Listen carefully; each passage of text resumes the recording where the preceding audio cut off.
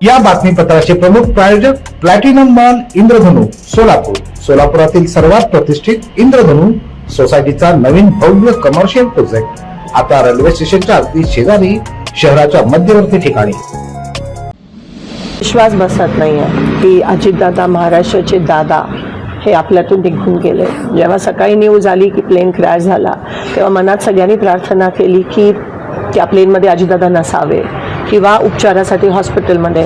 पण मग काही क्षणानंतर न्यूज आली की दादा त्या क्रॅशमध्ये गेले आणि अंगावर असा शहारा येतो. कारण का एवढे जवळचे संबंध. मला एक लहान बहीण म्हणून नेहमी ते बघायचे. कौटुंबिक नातं होतं. 2 महिन्यापूर्वीच मी माझी बहीण त्यांना आमंत्रण द्यायला गेलेलो माझ्या भाचीच्या लग्नासाठी आणि नेहमी काय ग प्रणिती असं म्हणायचे. मी जेव्हा फोन करायची ढिकले म्हणून त्यांचे पीए असायचे. दादांशी बोलायचे. डायरेक्ट दादा बोलायचे. माझ्या मतदारसंघासाठी दादांनी खास निधी पण दिलेली. अजून त्याची कामं आपल्याला होताना दिसत आहेत. मी MLA होती, आमदार होती तेव्हा पण दादा बोलून त्यांना अभिमान वाटला जेव्हा मी पहिल्यांदा निवडून आली आणि नेहमी मला गाईड करायचे की हे असं ते असं.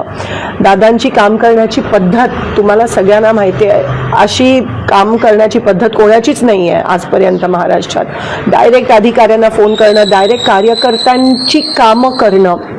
कुठेही किती लांब उभा असला तरी बोलवायला हाक मारून बोलवायचे आणि प्रत्येक कार्यकर्त्याच्या मनात हृदयात दादांनी एक जागा बनवली होती. आज कोणत्याही पक्षाचा असला तरी आज त्याच्या डोळ्यात अश्रू आलेत की दादा महाराष्ट्राचा अजितदादा नाही आहे. 2-3 महिन्यापासून दादा दिल खुलास बिनधास्त म्हणजे जगत होते. जिल्हा परिषद इलेक्शन्स आहेत. दादा एक वेळेसाठी खूप पर्टिक्युलर होते. जर 9ला मीटिंग असायची तर 9ला 10 मिनिटं असताना ते तिथे उपस्थित असायचे आणि सारखं एकदम हेक्टिक लाईफस्टाईल. ते ज्या विमानातून गेले आज त्यांचा तो क्रॅश झाला ते पण बारामतीमध्ये स्वतःच्या गावात क्रॅश होणं ह्याच्यापेक्षा धक्कादायक काय न्यूज असू शकते. ते विमान त्याच विमानातून ते सोलापूरला अनेकदा आले. ते त्यांचं नेहमीचं सॉलिड विमान होतं VSR.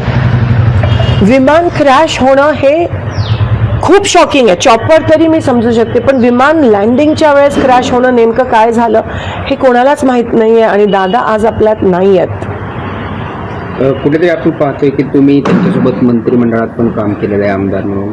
काय त्यांच्या आठवणी? मी पहिल्यांदा आमदार झाली 2009 मध्ये. तेव्हा दादा बघितलं मला विधानसभेत आणि अभिमान वाटला त्यांना. तेव्हा आम्ही सगळे एकत्र होतो आणि तेव्हा दादांचं स्वप्न अनेक वर्षाचं मुख्यमंत्री बनायचं. पण कधी कधी ना मुख्यमंत्र्यांकडे कमी आणि दादांकडे आम्ही जास्त जायचो आणि हक्काने ते बोलवायचे, बसवायचे, काम निधी द्यायचे प्रत्येकाला. कार्यकर्ता असेल, आमदार असेल.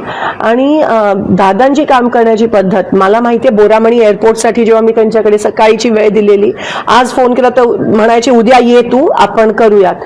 आणि मी उद्या सकाळी दुसऱ्या दिवशी पोचायची. डायरेक्ट बोरामणी एअरपोर्टसाठी फोन करून हे 20 कोटी बोरामणी एअरपोर्टसाठी दे सँक्शन करायचे आणि दुसऱ्या दिवशी त्याचं GR निघायचं.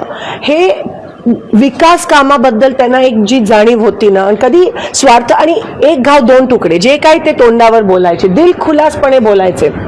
एकाला जर एकाचं काम करायचं असेल कोणत्याही पक्षात असते तर ते दादा काम करायचे आणि ह्याच्यामुळे त्यांच्यावर टीका पण अनेकदा पण झाली. पण दादांना त्याची पर्वा नसायची.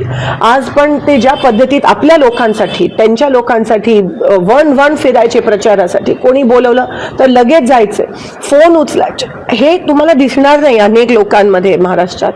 आणि म्हणून आज एक खूप मोठी पोकळी निर्माण झाली आहे. कारण का दादा गेले, विश्वास होत नाही आहे. आता पण त्यांच्या मिसेस, आज पार्लमेंटचा पहिला दिवस आहे, आज प्रेसिडेन्शियल ॲड्रेस आहे. पण आम्ही काही जण जाऊ शकलो नाही जिल्हा परिषद इलेक्शनमुळे. तिथून त्या निघाल्यात आणि पवार साहेब पण मला असं वाटतं तिथून दिल्लीवरून निघालेत. सुप्रियाताई आहेत आणि पुण्यात लँड होऊन मग बारामतीला बाय रोड येणार कारण का बारामती एअरस्पेस बंद आहे. पण मला विश्वास होत नाही. आणि ते त्यांचं विमान म्हणजे जे आपण म्हणतो की ट्विन इंजिन असायला पाहिजे सॉलिड, ते त्या बाबतीत पर्टिक्युलर होते. आणि क्रॅश होणं बारामतीत स्वतःच्या गावात खूप मोठा लॉस महाराष्ट्राचा.